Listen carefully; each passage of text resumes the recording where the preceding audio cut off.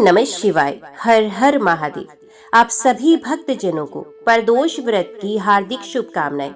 मंगल के दिन जब प्रदोष का संयोग होता है तब वह व्रत अद्भुत फलदायक माना जाता है। इस दिन भगवान शिव की उपासना करने से समस्त पापों का नाश होता है और असंभव कार्य भी संभव बन जाते हैं। ये व्रत उनके लिए वरदान है जो जीवन में अड़चनों, कर्ज, रोग या पारिवारिक संकटों से जूझ रहे हैं। आज हम आपको सुनाने जा रहे हैं एक ऐसी भावनात्मक और चमत्कारी कथा जिसमें भगवान भोलेनाथ ने अपने एक सच्चे भक्त को मृत्यु के द्वार से खींचकर जीवन दान दिया। ये सिर्फ एक कथा नहीं, एक आस्था है, एक शक्ति है जो मंगल प्रदोष व्रत के माध्यम से आपके जीवन को भी बदल सकती है।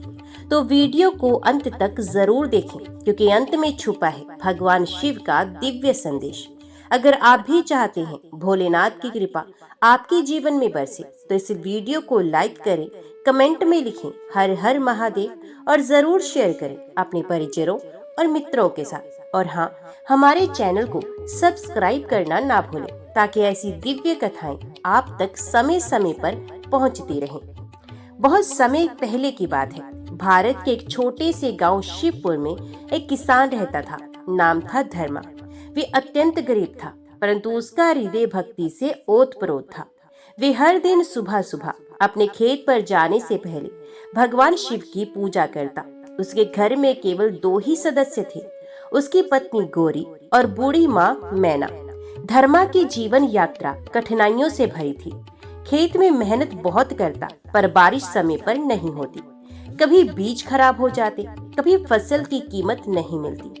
मगर फिर भी वे ना तो भगवान शिव को दोष देता, ना ही अपने भाग्य को कोसता। वर्षों के अकाल और फसल गरीबी ने पूरे गांव को दुखी कर रखा था। गांव के कई लोग पूजा पाठ से दूर हो गए थे। एक दिन गांव के पंडित जी ने सभा बुलाई और कहा, अब एक ही उपाय है इस संकट से बचने का, मंगल प्रदोष व्रत। इस व्रत में भगवान भोलेनाथ की पूजा करोगे तो समस्त दोष और दुख मिट जाएंगे। लोग हंस पड़े पर धर्मा के मन में बात बैठ गई।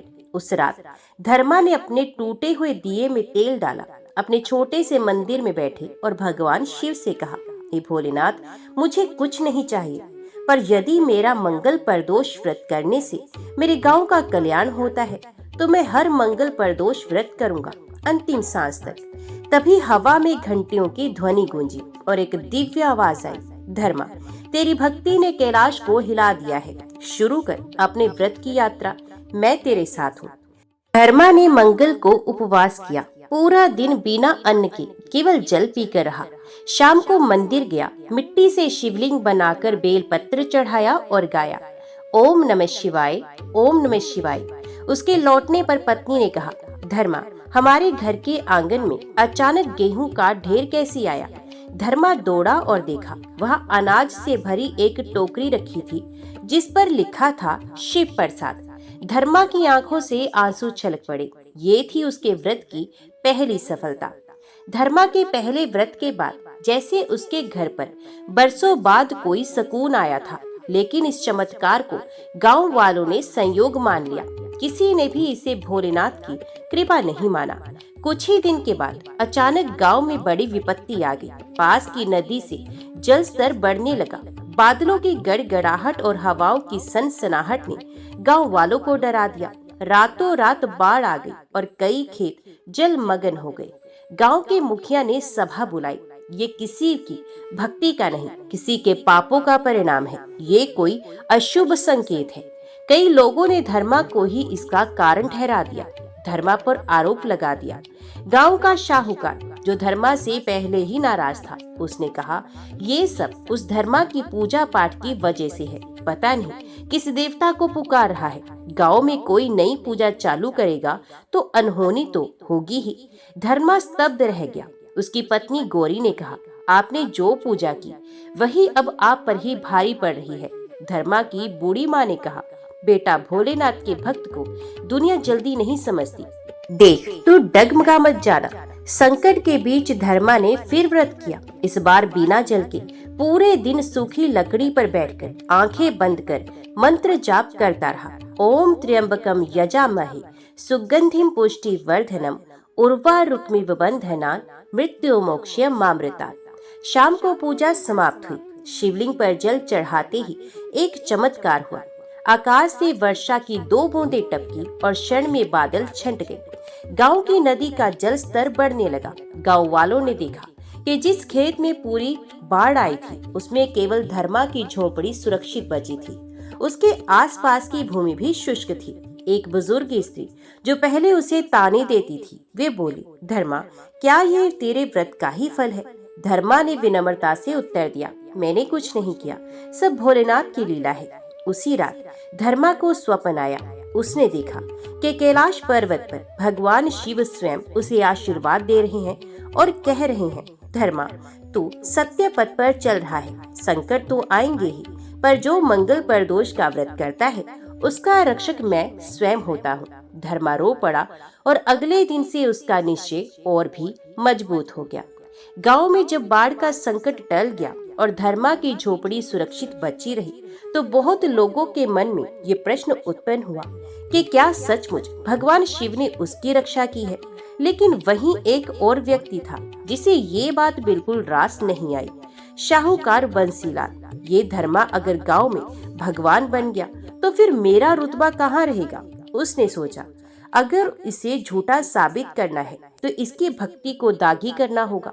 एक रात बंसीलाल ने गांव के मंदिर से चांदी की मूर्ति चुरा ली और चुपचाप धर्मा के आंगन में दबाकर छिपा दी। अगले दिन पूरे गांव में शोर मचाया गया। मंदिर से मूर्ति चोरी हो गई है, ये गांव के लिए अपशगुन है। ढूंढते ढूंढते जब मूर्ति धर्मा के घर से मिली तो गांव में हाहाकार मच गया।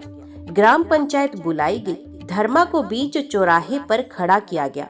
लोगों ने आरोप लगाए और कहा, जो खुद को भोले का भक्त कहता है वही मंदिर की मूर्ति चुराए, शर्म आनी चाहिए। शिव की पूजा कर रहा है या शिव की लूट? धर्मा शांत खड़ा रहा। उसकी पत्नी रो रही थी, माँ बेहोश हो गई थी। पंचों ने कहा, अगर तू निर्दोष है तो कोई प्रमाण दे, नहीं तो गांव छोड़ दे। धर्मा ने हाथ जोड़कर कहा, मैं कोई प्रमाण नहीं दूंगा। भगवान शिव सब देख रहे हैं। यदि मैं दोषी हूँ तो अगला मंगल मेरा अंत हो जाएगा, और यदि निर्दोष हूँ तो शिव मेरी रक्षा करेंगे। गांव वालों ने ये शर्त स्वीकार कर ली। धर्मा ने उस मंगल के दिन प्रदोष व्रत का संकल्प लिया। निर्जल निर्वचन निर्जल स्थान पर रहकर वे जंगल चला गया। वहाँ एक शिवलिंग बनाकर उसने केवल एक बेलपत्र और जल से पूजा की। दिन भर तप करता रहा और कहता रहा, ओम नमः शिवाय, ओम नमः शिवाय। शाम को जब सूर्य अस्त हो रहा था, एक तेज प्रकाश के साथ आकाश से ध्वनि गूंजी, धर्मा निर्दोष है। गांव में उस वक्त मंदिर के पास खुद बंसीलाल ने देखा कि मूर्ति फिर से मंदिर में स्थापित हो गई है। उसकी आंखें चौंधी आ गई। तभी शिवदूत प्रकट हुए और बंसीलाल को गांव वालों के सामने लाकर सच्चाई उजागर कर दी। बंसीलाल धरती पर गिर पड़ा। उसने सबके सामने स्वीकार किया और बोला, मैंने झूठ फैलाया। धर्मा सच्चा शिव भक्त है, मुझे क्षमा कर दो। गांव वालों ने धर्मा को उठाया, उसकी माँ को प्रणाम किया और कहा, तूने तो हमारे गांव को पुनः शिव पथ पर ला दिया। हम सब भी प्रदोष व्रत रखेंगे। धर्मा ने आंसू बहाते हुए शिवजी को धन्यवाद दिया और कहा, हे प्रभु, आपने तो आज अग्नि में भी मुझे ठंडक दी है। बंसीलाल की सच्चाई सामने आने के बाद पूरा गांव धर्मा के सामने नतमस्तक हो गया था। धर्मा के घर के बाहर लोगों की भीड़ लगी रहती। कुछ आशीर्वाद लेने आते, कुछ क्षमा मांगने और कुछ केवल उसके दर्शन करने आते। गांव के मुखिया ने स्वयं आकर कहा, धर्मा, अब तू हमारे गांव का दीपक है, हमें मार्ग दिखा। धर्मा ने हाथ जोड़कर उत्तर दिया, मार्ग एक ही है, शिव का, और वह प्रदोष व्रत से प्रकट होता है। वर्षा से गांव का पुराना शिव मंदिर जर्जर अवस्था में था। लोगों की आस्था कम हो चुकी थी, लेकिन अब जब सबने भगवान शिव की महिमा को प्रत्यक्ष देखा तो गांव वालों ने धर्मा से प्रार्थना की और कहा, हमें एक नया शिव मंदिर चाहिए जहां हम सब मिलकर प्रदोष व्रत कर सके। धर्मा ने विनम्रता से स्वीकार किया। उसने गांव के तालाब के पास एक छोटी सी जगह चुनी। वहीं पर एक साधारण मिट्टी और पत्थर से शिवलिंग की स्थापना कर दी। अब हर मंगल और शनिवार को गांव के लोग प्रदोष व्रत करने लगे। स्त्रियां बेल पत्र लेकर आती, पुरुष उपवास रखते और बच्चे मंदिर की सफाई में लगते। धर्मा अब किसी अकेले साधक का नाम नहीं था, ये पूरे गांव की आत्मा बन गया था। शिव मंदिर बनकर जब तैयार हुआ तब धर्मा ने भगवान शिव का अभिषेक करने के लिए केवल एक पात्र जल और एक बेलपत्र रखा। पूजा प्रारंभ होते ही एक दिव्य सुगंध पूरे मंदिर में फैल गई। किसी ने देखा कि मंदिर के ऊपर से एक विशाल नाग धीरे धीरे फन फैलाकर शिवलिंग पर छाया किए बैठा था, जैसे शिव स्वरूप में स्वयं वासुकी आ गए हों। लोग घबरा गए, पर धर्मा शांत रहा। वे मंत्र पढ़ता रहा और बोलता रहा, ओम नमः शिवाय, ओम नमः शिवाय। फिर नाग ने अपने फन से शिवलिंग पर जल की बूंदें टपकाई और धीरे धीरे अंतर ध्यान हो गया। गांव में फिर जय जयकार उठी, भोलेनाथ की जय, प्रदोष व्रत की जय। कुछ दिन के बाद धर्मा की माँ मैना गंभीर रूप से बीमार हो गई। सांसें कमजोर हो गई थी। सभी ने कहा अब शायद उनका अंतिम समय आ गया है। धर्मा ने शिव मंदिर में तीसरे मंगल को विशेष व्रत रखा। रात भर दीप जलाकर बैठा रहा, मंत्रों का जाप करता रहा। अगली सुबह जब वे माँ के पास गया तो उन्होंने आंखें खोली और बोली, बेटा मैंने सपने में शिव को देखा। उन्होंने मुझसे कहा, तेरा पुत्र तुझसे बहुत प्रेम करता है, जब तक वह व्रत करता रहेगा तो स्वस्थ रहेगी। गांव वालों की आंखों में आंसू आ गए। ये एक और प्रमाण था शिव की कृपा का। गांव में शिव मंदिर बनने के बाद 2 वर्ष बीत चुके थे। हर मंगल प्रदोष को सामूहिक व्रत होता था और गांव में समृद्धि लौट आई थी। जैसा कि हर कथा में होता है, भक्ति की परीक्षा बार बार होती है। एक बार फिर आसमान रूठ गया। सावन के महीने में बादल तो छाए लेकिन बारिश नहीं हुई। खेत सूख गए, कुएं सूख गए और अनाज की भारी किल्लत शुरू हो गई। गांव के लोग घबरा गए और कहने लगे, कहीं हमने कोई भूल तो नहीं की, भोलेनाथ नाराज तो नहीं हो गए। धर्मा ने लोगों को शांत किया और उनसे कहा, जब संकट आए तब भक्ति को छोड़ना नहीं चाहिए, बल्कि और गहरा करना चाहिए। इस बार हम सब मिलकर एक विशेष 3 मंगल प्रदोष उपवास करेंगे और भोलेनाथ को आहुति देंगे। गांव वालों ने भी संकल्प लिया कि 3 मंगल तक कोई भी व्यक्ति अन्न नहीं खाएगा, केवल जल और शिव नाम। 3 सप्ताह तक मंदिर में दिन रात पूजा हुई। धर्मा ने शिवलिंग के पास सूखी लकड़ियों की अग्नि जलाकर शिव महिमा का पाठ किया। तीसरे मंगल की रात धर्मा ने अकेले मंदिर में ध्यान लगाया और कहा, हे भोलेनाथ, यदि मेरी भक्ति सच्ची है तो इस गांव को अन्न की कृपा दीजिए। बच्चों का पेट भूखा नहीं रहना चाहिए। अचानक मंदिर में प्रकाश फैल गया। घंटियां स्वयं बज उठी। धर्मा ने आंखें खोली और देखा, भगवान शिव साक्षात प्रकट हुए हैं। शिव जी ने मंद मुस्कान के साथ कहा, धर्मा, तेरी भक्ति ने फिर मुझे बाध्य कर दिया है। तू जैसे ही हर व्रत करता है, कैलाश पर शिव गण भी रुककर तेरा जप सुनते हैं। माँ पार्वती स्वयं तुझे आशीर्वाद भेजती हैं। जा, कल सुबह गांव की धरती से स्वयं अन्न अंकुरित होगा। धर्मा ने रोते हुए चरणों में गिरकर कहा, प्रभु, ये कृपा मेरी नहीं, मेरे गांव की है। सूर्य उदय होते ही गांव के लोग स्तब्ध रह गए। सूखे खेतों में हरियाली छा गई। जगह जगह गेहूं, चावल, बाजरा के अंकुर फूट पड़े थे, बिना बीज डाले। किसी ने देखा कि तालाब में जल भर चुका है, कुएं लबालब है। लोग दौड़कर मंदिर गए और बोले, हर हर महादेव, प्रदोष व्रत की जय। उसी दिन धर्मा को एक स्वप्न आया जिसमें भगवान शिव बोले, मैं इस गांव को शिव ग्राम का नाम देता हूँ। जो भी यहाँ प्रदोष व्रत करेगा उसे मेरे कैलाश का आशीर्वाद मिलेगा। तेरे जीवन का उद्देश्य अब यही है, भक्ति का प्रसार। धर्मा ने प्रण किया, प्रभु, मैं जब तक जीवित रहूं हर मंगल प्रदोष व्रत करूंगा और भक्तों को मार्ग दिखाऊंगा। शिवग्राम में अब हर मंगल और शनिवार को व्रत के आयोजन में आसपास के गांवों से भी लोग आने लगे। धर्मा अब केवल किसान नहीं, एक आध्यात्मिक पथ प्रदर्शक बन चुका था। उसकी वाणी में विनम्रता थी, लेकिन बातों में अद्भुत प्रभाव। जब वे शिव महिमा सुनाता तो लोग भाव विभोर हो जाते। एक दिन एक साधु गांव में आया जो काशी से यात्रा कर रहा था। उसने धर्मा की कथा सुनी, मंदिर देखा और बोला, तेरी भक्ति अद्भुत है धर्मा। इस शिवलिंग की आभा काशी के विश्वनाथ मंदिर से भी मेल खाती है। मैं तेरी कथा राजा तक पहुंचाऊंगा। राज्य का राजा, राजा विक्रमदेव, अत्यंत न्यायप्रिय और धर्मिष्ठ था, परंतु हाल ही में उसे एक भयानक दुख ने घेर लिया था। उसकी इकलौती पुत्री राजकुमारी यशोधरा को एक गंभीर रोग हो गया था, जिसकी कोई दवा नहीं थी। राजवैद्य, साधु संत, तांत्रिक सब प्रयास कर चुके थे।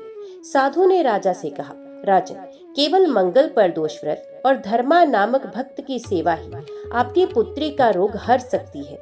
वे शिव का सच्चा भक्त है। राजा ने तुरंत सवारी भेजी और धर्मा को राजमहल में बुलाया।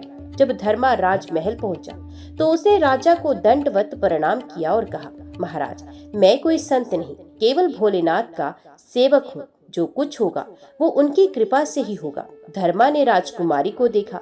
वे अचेत अवस्था में थी, सांसें हल्की थी।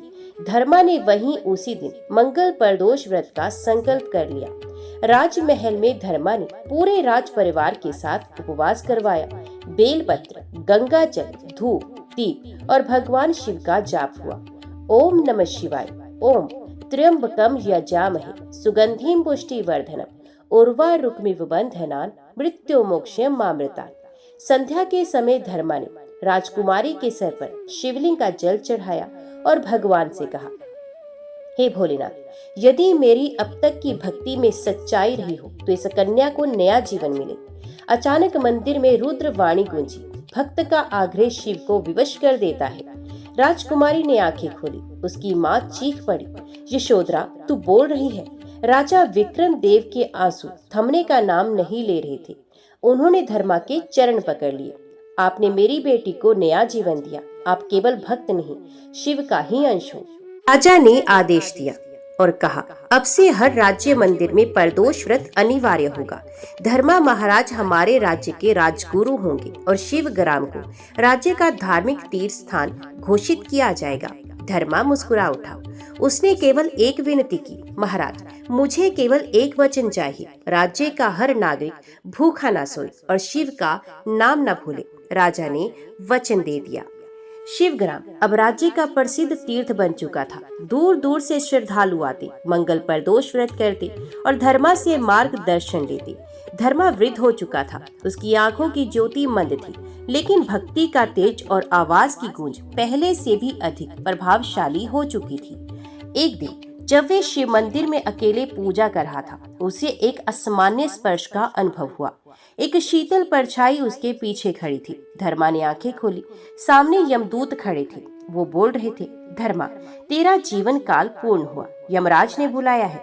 अगले प्रदोष को तेरा अंत निश्चित है। धर्मा ने मुस्कुराकर उत्तर दिया और कहा, मेरी आत्मा तो पहले ही भोलेनाथ को अर्पित है। शरीर चाहे चला जाए, पर जब तक एक सांस भी है मैं व्रत करता रहूंगा। उसने अगले मंगल प्रदोष को और भी कठोर व्रत का संकल्प किया। कोई जल नहीं, कोई विश्राम नहीं, केवल भगवान शिव का स्मरण और मंत्र जाप। ओम नमः शिवाय, ओम नमः शिवाय। गांव के लोग समझ गए कि अब धर्मा की यात्रा पूरी हो रही है। सब लोग मंदिर में एकत्रित हुए। उस दिन सैकड़ों दीपक जले, घंटियां बजी और शिव पुराण का अखंड पाठ हुआ। जैसे ही धर्मा ने शिवलिंग पर अंतिम बार जल चढ़ाया, मंदिर के भीतर एक तेज प्रकाश हुआ। शिवजी प्रकट नहीं हुए, परंतु मंदिर के भीतर एक त्रिशूल स्वयंभू रूप में प्रकट हो गया। त्रिशूल के नीचे शिलालेख में लिखा था, जो मृत्यु के दिन भी मेरा व्रत करे, उसे मृत्यु छू नहीं सकती। महाकाल। उसी क्षण यमदूत पीछे हट गए। स्वर्ग से वाणी आई, धर्मा, तेरी भक्ति ने काल को भी मोड़ दिया। अब तू जब तक चाहे धरती पर शिव सेवा कर सकता है। राजा विक्रमदेव स्वयं मंदिर आए और बोले, धर्मा, आपने तो मृत्यु को भी जीत लिया है। क्या अब आप स्वयं शिव नहीं हो गए हैं? धर्मा ने मुस्कुराकर कहा, शिव होना मुश्किल है, पर शिव का सेवक बनकर जीना, यही मेरी सबसे बड़ी उपलब्धि है। उस रात धर्मा को स्वप्न में शिवजी का दर्शन हुआ और शिव ने उनसे कहा, बेटा, तेरे जीवन की अंतिम कथा अभी बाकी है। तेरी भक्ति की मशाल एक कन्या को सौंपनी है, जो तेरी तरह प्रदोष व्रत को हमेशा करेगी।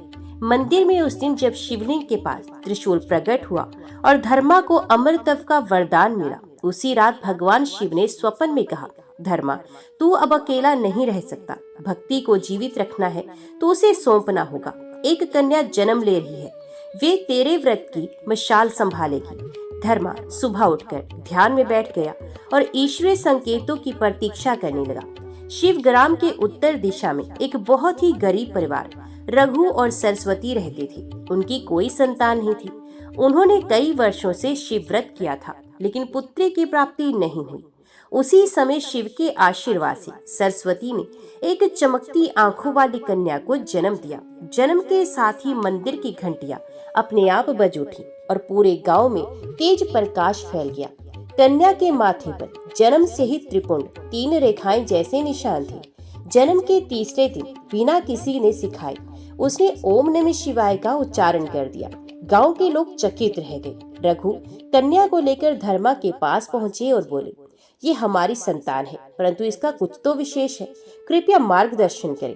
धर्मा ने कन्या की ओर देखा और उसकी आंखों से अश्रु बहने लगे। उसे शिवजी की भविष्यवाणी याद आ गई। उस दिन से धर्मा ने उस कन्या को अपनी शिष्या बना लिया। नाम रखा गया शिवांगी। शिवांगी को धर्मा ने न केवल शिव तत्व की शिक्षा दी, बल्कि उसे प्रत्येक मंगल प्रदोष व्रत की विधि भी सिखाई। शिवांगी जब केवल 5 वर्ष की थी, तब उसने पहला व्रत किया। दिन भर उपवास किया। शाम को मिट्टी का शिवलिंग बना लिया और जल बेलपत्र से पूजा की। उसके मंत्र उच्चारण से मंदिर की दीवारें गूंज उठी। पूरा गांव एकत्रित हो गया। पूजा के अंत में शिवलिंग से एक प्रकाश निकला और शिवांगी के हाथों में जाकर एक छोटी रुद्राक्ष माला बन गया। लोगों ने देखा, धर्मा मुस्कुरा रहा था। अब मेरा कार्य पूर्ण होने को है। अब हर प्रदोष व्रत में धर्मा और शिवांगी मिलकर पूजा करवाते। स्त्रियां, बालक, वृद्ध सभी शिव नाम में लीन हो जाते। राजा विक्रम देव ने शिवांगी के लिए विशेष गुरु आश्रम बनवाया, जहां वे अन्य बच्चों को भक्ति की शिक्षा देने लगे। शिव ग्राम की वायुमंडलीय ऊर्जा उन दिनों बदल चुकी थी। हर मंगलवार को पूरे गांव में घंटों तक भजन, शिव पुराण पाठ और प्रदोष व्रत की आराधना होती। धर्मा अब वृद्ध हो चुका था। उसकी आंखें कमजोर थी, लेकिन शिव भक्ति पहले से कहीं गहरी हो चुकी थी। शिवांगी अब एक युवती बन चुकी थी और हर व्रत को वैदिक विधियों से संपन्न कराती थी।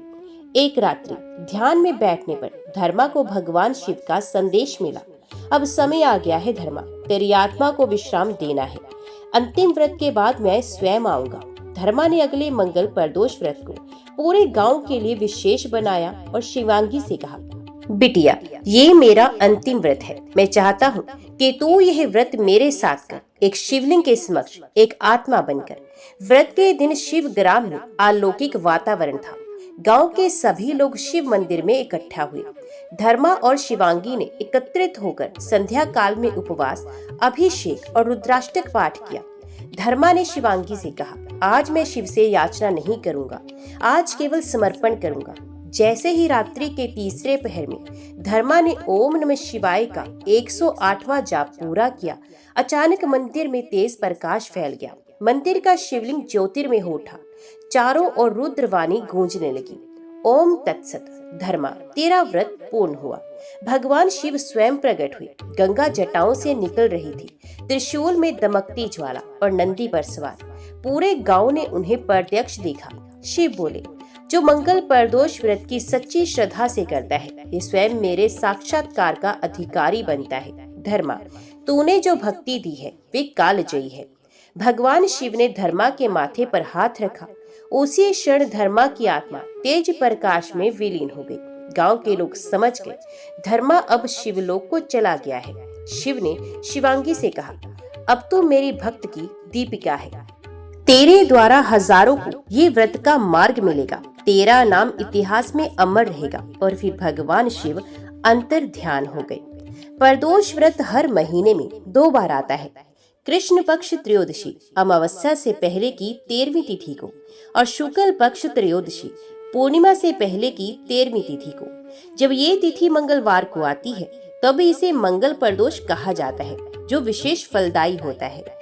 व्रत की संपूर्ण विधि कुछ इस प्रकार है। प्रातः काल उठकर स्नान करें और भगवान शिव का ध्यान करें। मन में संकल्प ले, मैं शिव की कृपा हेतु मंगल प्रदोष व्रत रख रहा हूँ। अन्न, नमक, तेल आदि का त्याग करें। फल, दूध या जल से दिन भर उपवास रखें। घर में या मंदिर में पूर्व मुखी बैठकर पूजन करें। एक लकड़ी के पाटे पर सफेद कपड़ा बिछाकर शिवलिंग स्थापित करें। पंच अमृत से अभिषेक करें। पंच अमृत में दूध, दही, घी, शहद और शुद्ध जल हो। बिलपत्र, सफेद पुष्प, धतूरा, आक, चंदन, अक्षत आदि चढ़ाए। ओम नमः शिवाय मंत्र का 108 बार जप करें। महामृत्युंजय मंत्र, ओम त्र्यंबकम यजामहे सुगंधिम पुष्टि वर्धनम उर्वारुकमिव बंधना मृत्यु मोक्षयमामृता, इस मंत्र का 108 बार जप करें। रुद्राष्टक, शिव तांडव स्तोत्र और शिव चालीसा का पाठ करें। एक बड़ा दीपक जलाकर भगवान शिव के समक्ष रखें और आरती करें। हर व्रत पर एक बिल वृक्ष के नीचे बैठकर शिव का ध्यान करें। किसी गरीब को भोजन कराना व्रत को पूर्ण बनाता है। गाय, ब्राह्मण और कन्याओं को कुछ दान अवश्य करें। मंगल प्रदोष व्रत को करने से कई तरह के लाभ हमें प्राप्त होते हैं, जैसे भगवान शिव की कृपा, कर्ज से मुक्ति, संतान का सुख, रोग को शांति और मोक्ष प्राप्ति। जो भी श्रद्धा से मंगल प्रदोष व्रत करता है वे शिव के समान तेजस्वी बनता है। धर्मा मेरे पिता नहीं, मेरे गुरु थे, उनकी भक्ति को मैंने अपना जीवन बना लिया। ये शिवांगी का संदेश है। मंगल प्रदोष व्रत कोई साधारण उपवास नहीं, ये तो आत्मा को शिव से जोड़ने की वह डोरी है जो जन्म जन्मांतर के बंधनों को काट देती है। शिव कहते हैं, प्रदोष समय मेरा प्राण है, जो उस क्षण मुझे पुकारता है मैं दौड़ा चला आता हूँ। हर हर महादेव। अगर आपने कभी भोलेनाथ को बेलपत्र अर्पित किया है तो जान लीजिए आपने उन्हें उनका सबसे प्रिय अर्घ्य चढ़ाया है। आज हम आपको बताएंगे वो दिव्य कथा जो बेलपत्र को शिव को प्रिय बनाती है। वीडियो पसंद आए तो लाइक, शेयर और कमेंट जरूर करें और चैनल को सब्सक्राइब करके जुड़े इस आध्यात्मिक यात्रा में। अब सुनिए बेलपत्र और भगवान शिव की अमर कथा। बहुत प्राचीन काल की बात है। ये वे समय था जब सृष्टि का विस्तार प्रारंभ हुआ था। पृथ्वी पर वनस्पतियां, जीव जंतु, पर्वत, नदियां और समुद्रों का निर्माण हो रहा था। त्रिलोक में ऊर्जा का संचार आरंभ हो चुका था। उसी काल में एक विशेष वनस्पति उत्पन्न हुई जिसका नाम था बिल्व वृक्ष। इस वृक्ष की उत्पत्ति स्वयं देवी लक्ष्मी के तप से मानी जाती है। कहते हैं जब त्रेता युग में देवी लक्ष्मी ने तप किया तो उन्होंने अपने तप की शक्ति से एक पवित्र वृक्ष को जन्म दिया जो त्रिदेवों को समर्पित था। ये वृक्ष था बिल्व वृक्ष। इस वृक्ष की पत्तियां त्रिकालदर्शी थी। 3 पत्तियों में ब्रह्मा, विष्णु और महेश का वास माना गया। परंतु जब भगवान शिव ने पहली बार इस वृक्ष के छाया में ध्यान लगाया तब इस वृक्ष की महिमा और भी अधिक बढ़ गई। प्राचीन काल में एक बार असुरों ने भयंकर उत्पात मचाया। उनके नेता त्रिपुरासुर ने 3 लोकों में त्रास फैला दिया। देवगण व्याकुल होकर कैलाश पहुँचे और बोले, भोलेनाथ हम आपके शरणागत हैं। त्रिपुरासुर को हराने के लिए हमें आपकी कृपा चाहिए। भगवान शिव मुस्कुराए और बोले, मैं उसे संहारूंगा, परंतु ये युद्ध केवल अस्त्र से नहीं आत्म शक्ति से लड़ा जाएगा। मुझे एक ऐसा अर्घ्य चाहिए जो मेरे अंतकरण को प्रसन्न करे। देवगण चिंतित हो उठे। तब नारद मुनि ने कहा, देवगणों, शिव को प्रसन्न करने का मार्ग सरल है। उन्हें बेलपत्र अर्पित करो। ये पत्ता स्वयं उनकी कृपा का प्रतीक है। इसी पवित्र ज्ञान के साथ देवताओं ने बेल पत्रों की एक माला बनाई और भोलेनाथ को अर्पित की। जैसे ही वे बेल पत्र शिवलिंग पर चढ़ा, शिव का तीसरा नेत्र प्रज्वलित हो उठा और एक ही संधान में त्रिपुरासुर भस्म हो गया। एक बार कैलाश पर्वत पर भगवान शिव और माता पार्वती विहार कर रहे थे। माता पार्वती ने भोलेनाथ से विनम्रता से कहा, हे महादेव, आप कृपा निधान हैं, संसार के कल्याण हेतु सदा तत्पर रहते हैं। कृपया करके मुझे बताइए कि प्रदोष व्रत का क्या महत्व है। इस व्रत को करने से कौन सा पुण्य प्राप्त होता है। भगवान शिव मंद मुस्कुराए और बोले, हे पार्वती, आज मैं तुम्हें एक प्राचीन कथा सुनाता हूँ जिससे प्रदोष व्रत का महत्व सिद्ध होता है। ये कथा स्वयं नारद मुनि ने भी ब्रह्मलोक, देवलोक और मृत्युलोक में गाई थी। पुराने समय की बात है। एक नगर में एक विधर्मी, पापाचारी और अत्याचारी राजा राज्य करता था। वे ना धर्म मानता था, न व्रत उपवास करता था। परंतु एक दिन वे शिकार पर गया और वन में भटक गया। वे भूखा प्यासा जंगल में भटक ही रहा था कि संयोगवश एक आश्रम में पहुंच गया जहाँ एक साधु तपस्या कर रहे थे। वे साधु उस दिन प्रदोष व्रत रखे हुए थे और भगवान शिव का ध्यान कर रहे थे। राजा ने आश्रम में विश्राम किया और साधु की सेवा की। जब शाम को प्रदोष काल हुआ तो साधु ने राजा को भी शिव की आरती में बैठा लिया और बेलपत्र से पूजा करवाई। राजा ने अनजाने में उस दिन उपवास भी किया और आरती में सम्मिलित भी हो गया। कुछ समय के बाद राजा का स्वभाव बदलने लगा। उसमें करुणा, धर्म और सेवा की भावना आने लगी। फिर उसने शासन भी धर्म के मार्ग पर चलकर किया। मृत्यु के पश्चात वे शिवलोक को प्राप्त हुआ। भोलेनाथ बोले, हे पार्वती, प्रदोष काल वे समय होता है जब मैं अपने गणों के साथ नृत्य करता हूँ। उस समय जो भी भक्त सच्चे मन से व्रत रखकर बेलपत्र, जल, दूध या गंगा जल से मेरा अभिषेक करता है, उसे जन्म जन्म के पापों से मुक्ति मिलती है और वह शिवलोक का अधिकारी बनता है। सावन मास वर्षा की वह ऋतु जब हरियाली अपनी चरम सीमा पर होती है, धरती हर्षित होती है और आकाश में उमड़ते घुमड़ते बादल शिव के डमरू की गूंज जैसे प्रतीत होते हैं। ये वही महीना है जिसमें भगवान शिव और माता पार्वती का पवित्र मिलन हुआ था। ये मास केवल मौसम नहीं, ये तो श्रद्धा का पर्व, भक्ति की वर्षा और आत्मा का जागरण है। बहुत प्राचीन काल में हिमालय पर्वत की कन्या पार्वती अपने पूर्व जन्म में सती के रूप में शिव को प्राप्त कर चुकी थी, परंतु सती के देह त्याग के बाद वे पार्वती के रूप में पुनर्जन्म लेकर आई। जन्म से ही उनका मन शिव में रमा हुआ था। एक दिन पार्वती ने अपनी माता मेना से कहा, माते, मैं शिव को पति रूप में प्राप्त करने के लिए तप करना चाहती हूँ। मैना देवी चिंतित हो गई। उन्होंने कहा, बेटी, शिव तो जटाधारी, बागंबरधारी, भस्म लगाई योगी है, तुम किसी राजकुमार से विवाह करो। पार्वती अडिग थी। उन्होंने कहा, जिसने मेरी आत्मा को पुकारा है, मैं उसे ही जीवन साथी बनाऊंगी। और यहीं से शुरू हुई सावन की पहली वर्षा और साथ ही माता पार्वती की कठिन सावन तपस्या। पार्वती ने वन में जाकर तप आरंभ किया। वर्षा में भीगती, धूप में तपती, परंतु शिव का नाम नहीं छोड़ती। वे प्रतिदिन बेलपत्र, कुश और फलाहार से शिव की पूजा करती। सावन मास की प्रत्येक सोमवार को वे निर्जला व्रत रखती और हर सोमवार को शिवलिंग का अभिषेक करती। उनके तप से तीनों लोक चकित थे। देवता, ऋषि, गंधर्व सभी उनकी भक्ति की प्रशंसा करते थे। शिव, जो समाधि में लीन थे, धीरे धीरे उस दिव्य ऊर्जा को अनुभव करने लगे। उन्होंने मन में सोचा, ये कौन है जो इतनी दृढ़ता और प्रेम से मेरा आवाहन कर रहा है। शिव ने पार्वती की परीक्षा लेने के लिए एक वृद्ध ब्राह्मण का रूप धारण किया और उनके समक्ष पहुंचे। वृद्ध बोले, हे कन्या, क्यों इस जटाधारी, भूतों के स्वामी, वनवासी शिव के पीछे पड़ी हो? कोई सुंदर राजकुमार क्यों नहीं? पार्वती मुस्कुराई और बोली, आप वृद्ध हैं, ज्ञानी हैं, परंतु आपने प्रेम का अर्थ नहीं जाना। मेरा मन, आत्मा और समर्पण सिर्फ शिव के लिए है। शिव प्रसन्न हो जाए। उसी समय नारद मुनि प्रकट हुए और बोले, हे पार्वती, तुम्हारा व्रत सफल हुआ। शिव स्वयं तुम्हारी भक्ति से बंध गए हैं। सावन का यह व्रत तुम्हें अमर यश देगा। सावन मास की पूर्णिमा का दिन था। कैलाश पर देवताओं ने पुष्प वर्षा की।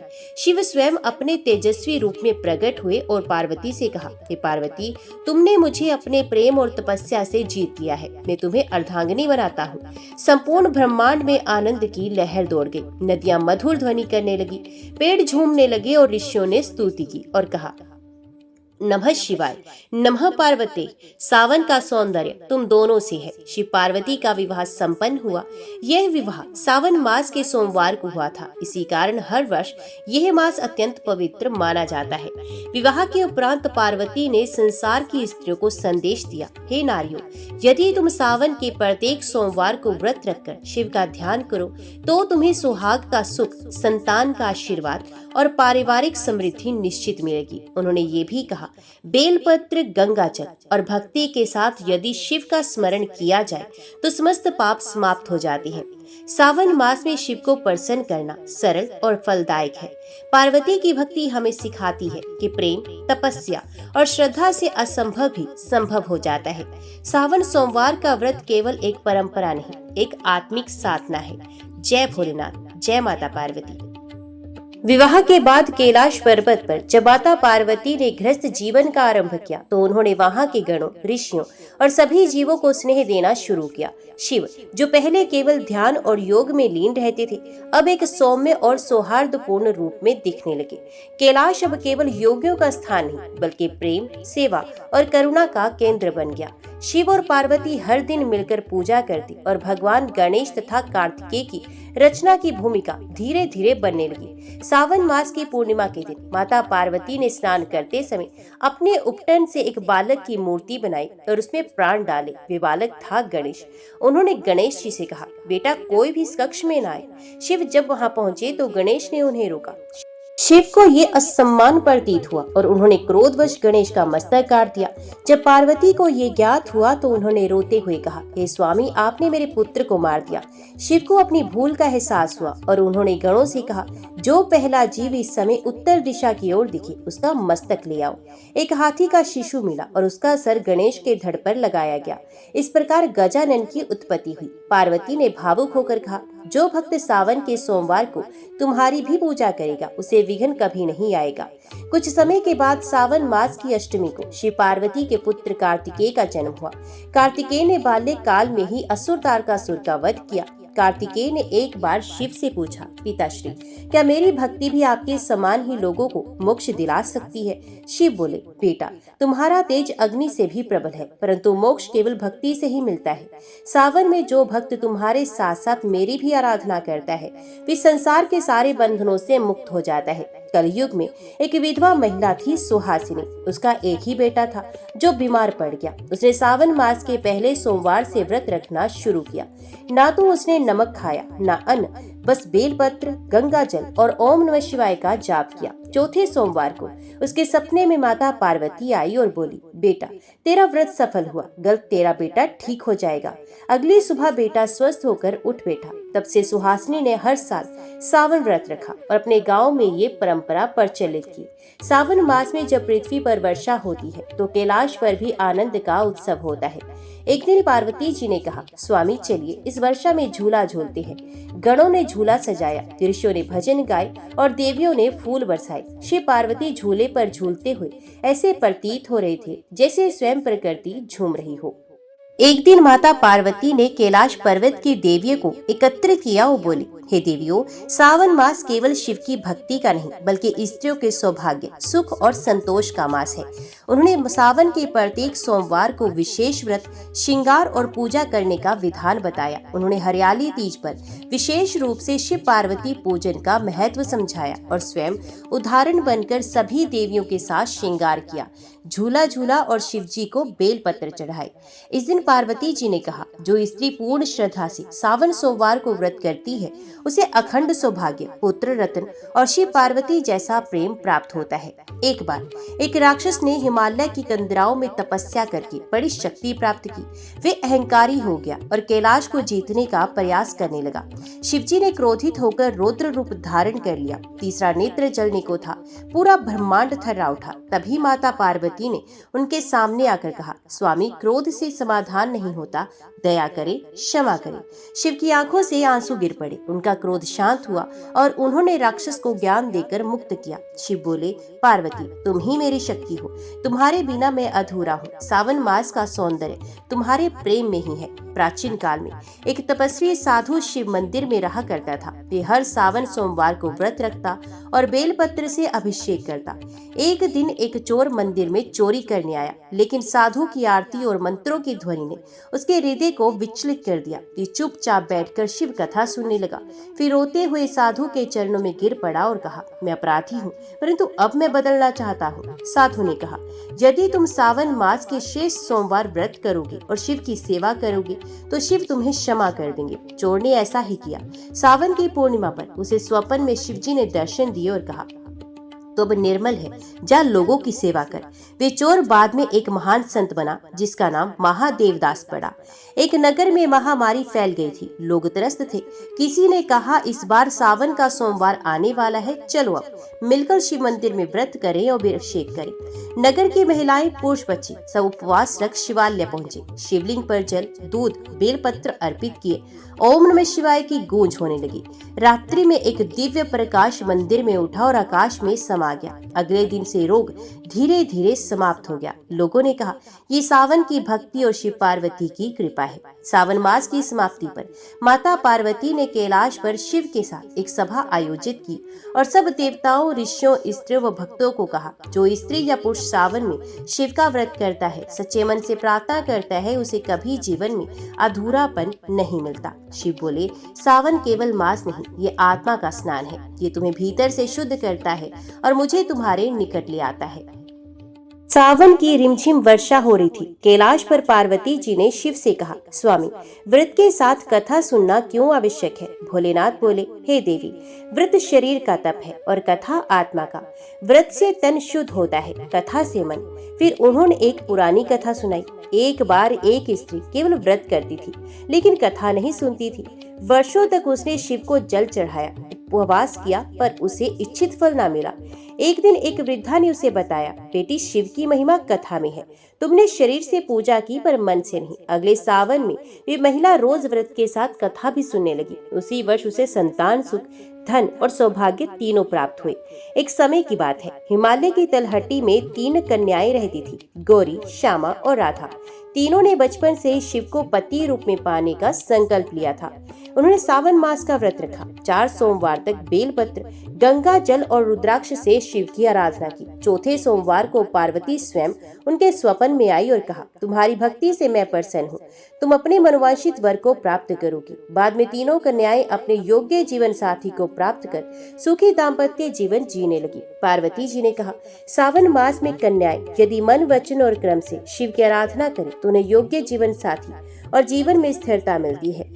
राजा शीलवर्मन एक धर्मप्रिय राजा था, लेकिन एक युद्ध में सब कुछ हार गया। वे वनवास में गया और वहीं एक ऋषि से सावन मास के व्रत और कथा का महत्व जाना। उसने तुरंत सावन मास का संकल्प लिया। हर सोमवार को उपवास, बेलपत्र से शिव की पूजा, शिव कथा का श्रवण, रात्रि को शिव नाम संकीर्तन। चौथे सोमवार को उसे स्वप्न में शिव जी ने कहा, शीलवर्मन, तू फिर से राज्य का अधिकारी बनेगा। तेरा भाग्य आज से बदल रहा है। कुछ ही दिन में उसके राज्य के शत्रु आपस में लड़कर नष्ट हो गए और प्रजा ने उसे पुनः राजा घोषित कर दिया। एक दिन सभी ऋषि मुनियों ने शिव से पूछा, हे नीलकंठ, कृपया कर हमें बताइए कि सावन व्रत के क्या नियम हैं। शिवजी ने कहा, व्रतकर्ता को ब्रह्म मुहूर्त में स्नान कर शिव का ध्यान करना चाहिए। बेलपत्र, धतूरा, आक, गंगा जल, शुद्ध जल से शिवलिंग का अभिषेक करे।